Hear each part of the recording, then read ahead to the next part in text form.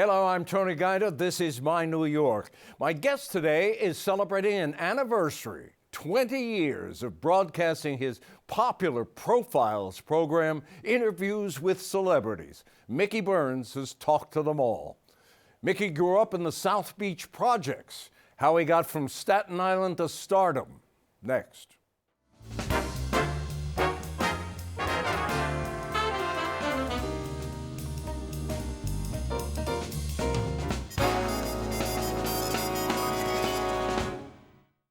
Mickey Burns, congratulations on 20 years. Welcome to the program. It's good to see you. Tony, it's a pleasure being here. I love your show, and it's an honor to join you today. Well, you're sweet to say that. He lies a lot, but he just don't believe anything.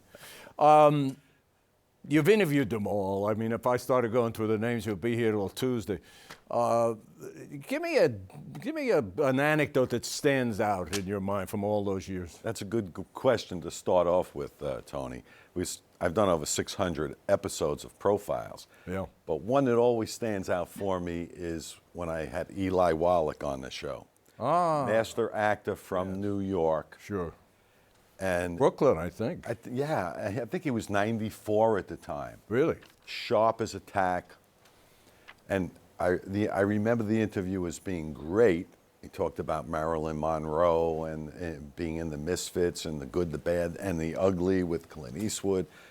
But after the interview, he said, Mickey, take a walk with me, which nobody ever asked me to do that prior.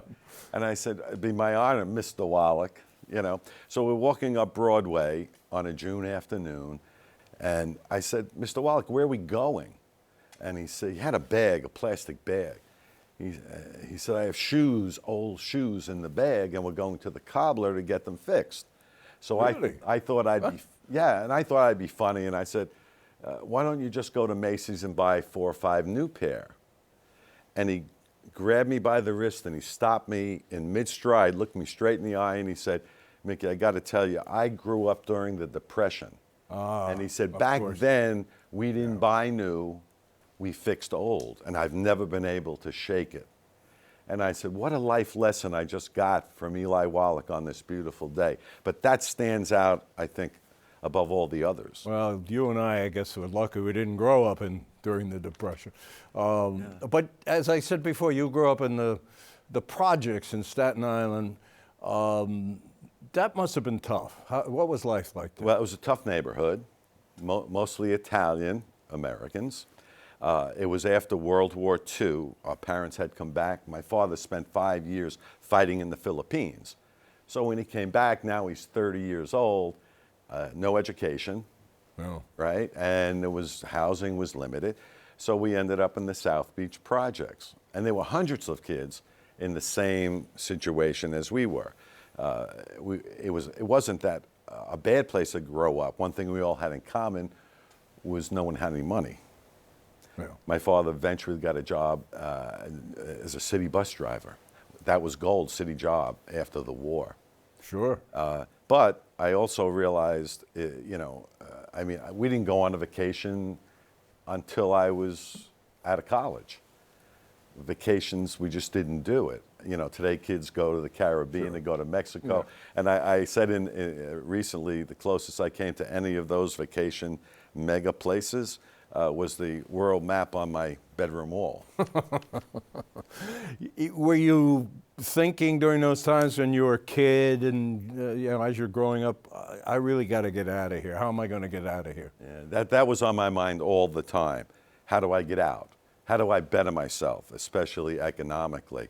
And I had inherited my father's athletic genes. He was a very good baseball player. So from a young age, I concentrated on athletics. Were you big then? You're a big guy. I mean, no, I was average. Right. I was average, but I was very fast, and I had a lot of skills. I could throw, I could catch, I can kick. In football, I did very well. I went to high school at a place called Newdorp High School on Staten Island. Yeah, two sports star there. And I was all city in football and baseball, which enabled me, because I used to say to my mother all the time, Mom, what do you think about me going to college? Nobody had ever been in our family. And she'd always say, that'd be wonderful, Mickey, but you're going to have to earn a scholarship to do it. Right. So I knew sports was the way, my ticket out. And I earned a football scholarship to Missouri Valley College, which was a perennial football power in the Midwest, and it changed my life. How does a New York kid, through and through, adapt to Missouri? What town is it in? It's in Marshall, Missouri, which is 80 miles east of Kansas City. Okay. And I love your question, Tony, because coming from New York, when you're a teenager, easy to get into trouble. You know, out there, it was safe. Okay. You know, it was a wholesome town, not a lot of trouble, no violence. We did what kids at that age should be doing, going to school, having a good time. And you played football then? I played football for 4 years and baseball for 4 years. Wow. And I have one quick story.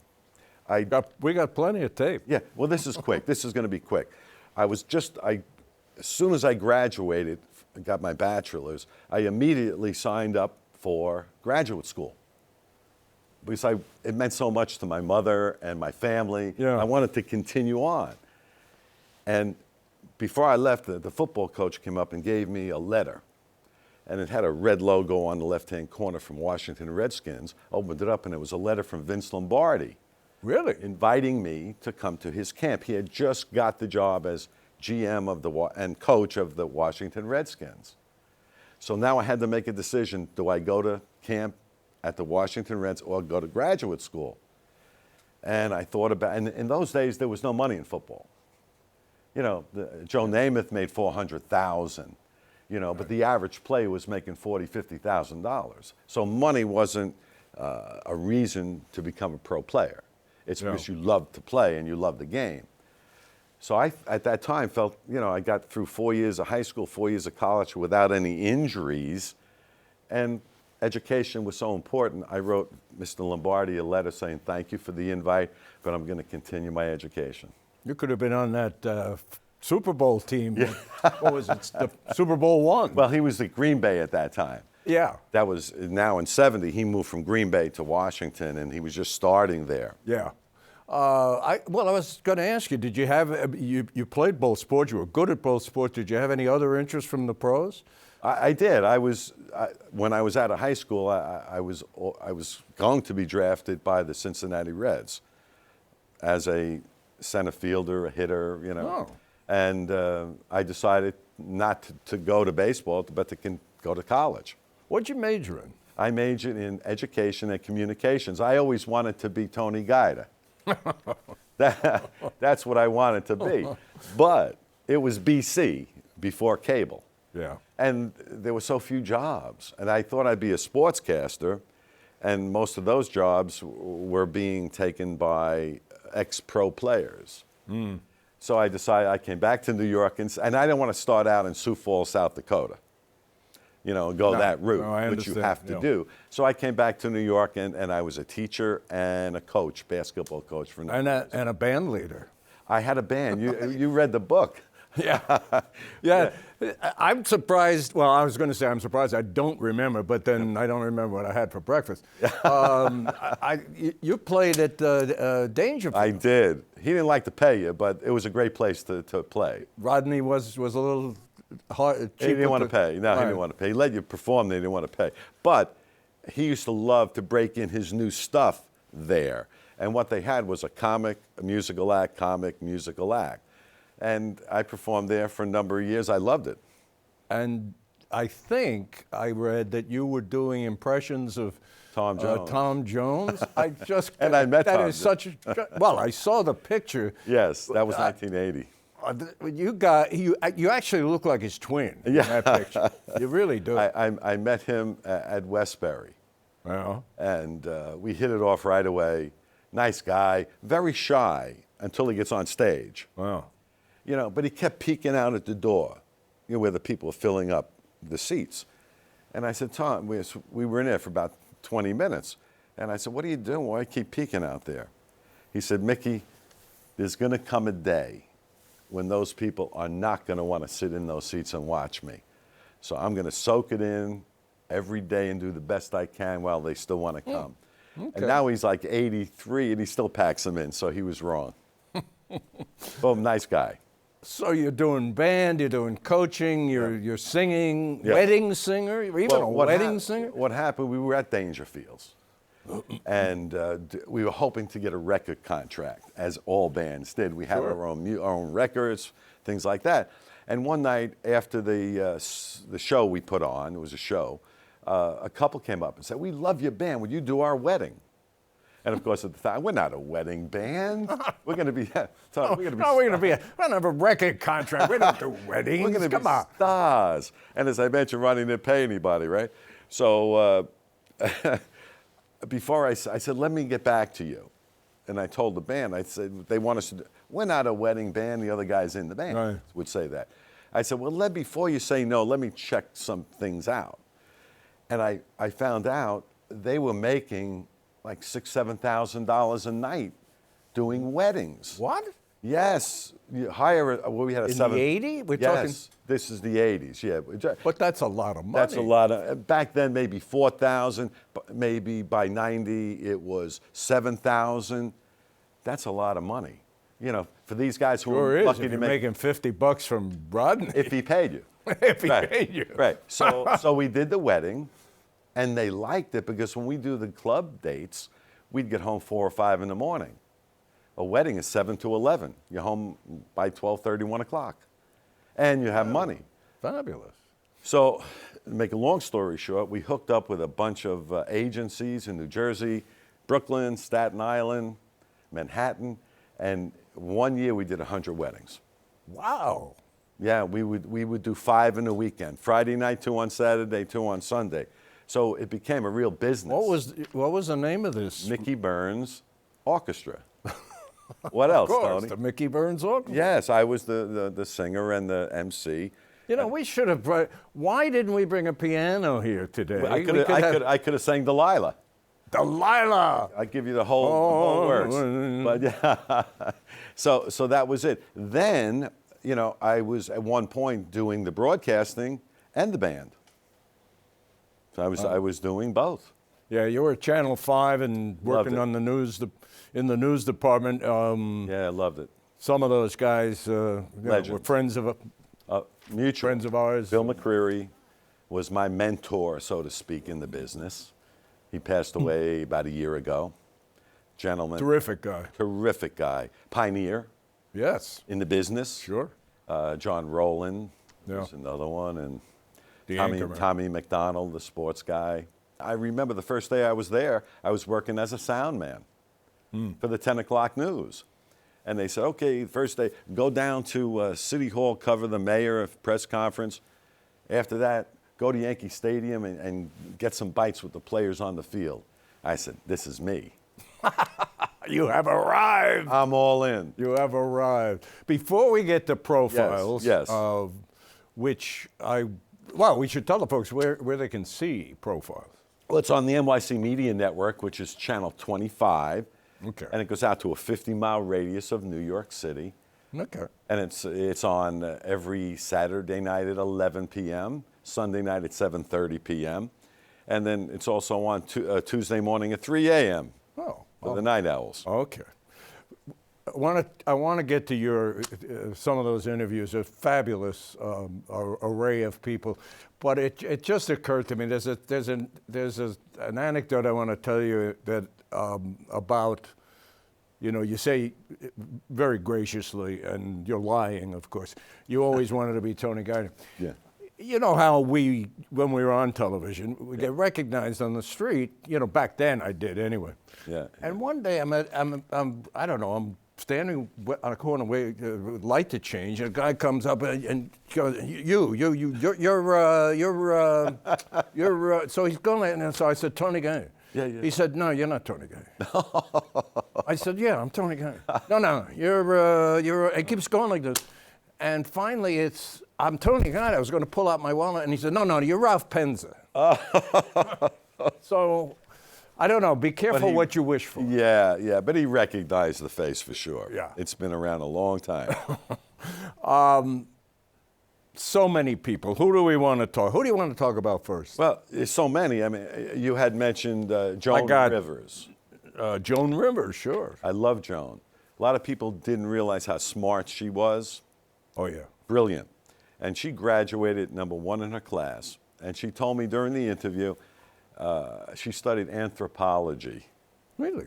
And she said she might have stayed with that if they would have let her take a hair and makeup person along with her. And she said that's why she went into comedy. But she then, plastic surgery was her, she had tons of plastic surgery procedures. Second time I had her on the show, she had just written a book about it.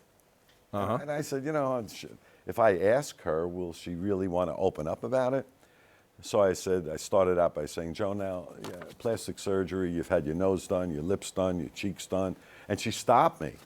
And she went on and told me about all the other procedures that she had had. Oh, really? Yeah, she was not shy about talking about it. And then I jotted this down from our interview. This is what was her philosophy on plastic surgery. All right. She said, better a new face coming out of an old car than an old face coming out of a new car. And then she went on to say, no question about it. You can leave the car at the curb, but the face goes into the party with you. Yeah. That was Joan. Loved her, had her on twice, and gracious and smart. She was a pioneer, too. Pioneer. And, stand-up comedy and early appearances on those network television shows. Now, you're from the Bronx. Yes. You grew up listening to Dion and the Belmonts. Sure. As Dion DiMucci. I had him on his 60th birthday. Now he's 75, something like that. But during the interview, I had asked him, he was part of that flight with Buddy Holly. Oh, yes. He was on that tour. Lucky he wasn't on that plane. Well, there was a story behind that. So I asked him about that. He said, the reason they got the plane was because the heater on the bus broke down. And they were all getting sick. It was freezing February, freezing cold. So he said, Buddy Holly rented the plane because they wanted to get to the next venue a day early to rest up. So they approached me and said, Dion, we have one more seat. We want you to join us. So Dion said, how much? And they said, $36 a piece. And he thought about it a second. He said, I pass. For $36? Yeah, and they said, why would you pass? He said, because my mother's rent in the Bronx is $36. And if I took this flight, she'd never forgive me for the indulgence. Wow. Then he told me, he said, if it was 32 or 45, I would have taken the plane. Just that number. They hit the number. That number. And that struck a chord with him, and that's why he passed. The day the music died. That's correct. That was a fascinating story. And he still had a tear in his eye, and it was 50 years later. Tell me about George Foreman. George Foreman was phenomenal. He was an inspiration. That's the way I looked at him. First of all, in the Rumble in the Jungle with Muhammad Ali, during the interview, he claims that he was drugged during that fight. Really? Yes, that somebody paid off his handlers to put something in the water. Okay. That's what he said. That's his story. Okay. That's his story. But he also said, I took a beating from Muhammad Ali, and he deserved to win. But what I liked about George the most, he was so inspiring, especially about never being too old to reinvent yourself. Wow. Didn't he reinvent himself? What was he? He was 40 he years was selling old. Those grills. Well, they wanted to use his name on the grill. Yeah. And they said, George, what do you want? And he said, well, I have 7 sons named George. Give me 7 grills. This is what he told me in the interview. He said, then I got a check for $250,000. I was shocked. He didn't think he was going to get any money. He thought he was just going to get the grills. But he said, I reinvented myself at 40 years old. I went back in and started to fight in the heavyweight division, but I started at the bottom. A lot of people want to start at the top. I started fighting the lowest guys possible, and I worked my way up, and I won the heavyweight championship a second time. No. Inspiring. And a nice guy. You talked to Eric Roberts. You talked to Engelbert Humperdinck. Anything you want to talk about either of those? Well, Eric should have been a main guy in Hollywood. He never really was. A leading man? He was not a leading man, you know. And the reason was he was heavy into cocaine. Oh. And as he was on the rise, he said he was terrible. When he used cocaine, he abused everybody. He said... Well, the first question, and I may have this wrong. Yes, go ahead. But the first question I would have asked Eric is, can I meet your sister? Yeah, they don't talk. They really? They don't talk. No, No, they're okay. estranged because of his cocaine habit. She didn't want them around her family. He didn't want him around her family. And at the time of the interview, they still hadn't got it together. And now he seems to have got his act straightened out. I saw him recently, he seemed fine. Your 100th show, you did Dick Cavett. And I was always a huge fan of Dick Cavett. And of course, he was a comic. He was a show host. Yep. He did so many. He was a writer, comic writer. And he would, I guess, he was known as the kind of the thinking man's. I think he was. Yeah. Talk show host. Intelligent. Tell me about him and that conversation. Well, what I remember most is he loved talking about his showcasing the rock people of the time. Ah. You know, he loved doing John Lennon, Janis Joplin. He loved those people. And he said, which I found interesting, he said, I wasn't really interested in their music as I was about them as people. And I think that says a lot about him, you know, and he had them all on. And then, you know, he also he was very proud of the fact he came from Nebraska. Yeah. Because Johnny Carson did as well. Yeah. And he said, you know, I met Johnny Carson in a church basement in a little town in Nebraska. Johnny was doing a magic act. Yeah, and I think Dick did amateur magic too. Yeah, yeah. So he says, I thought you had to be from Nebraska to be a talk show host. There's an anecdote that he would tell, and I wonder, I guess he didn't tell it to you. I have not interviewed him, but I've seen him tell this story on television, that he was a writer for the Tonight Show. Yes. And he's obsessed with and in love with Groucho Marx. Oh, yes. As any smart comedian would be. Had him on many times. And yes, and so Dick tells the story. It's a sweltering August day. Yeah. And he's walking to work to 30 Rock to the Tonight Show because he's a writer. Yeah. And he sees Groucho Marx walking toward him on the sidewalk, and he's thinking, what am I going to do? I got to talk to him. No, I can't talk to him. So as they get close, he stops. He says, Mr. Marx, my name is Dick Cavett. I'm a writer for the Tonight Show, and I just wanted to tell you, I'm your biggest fan.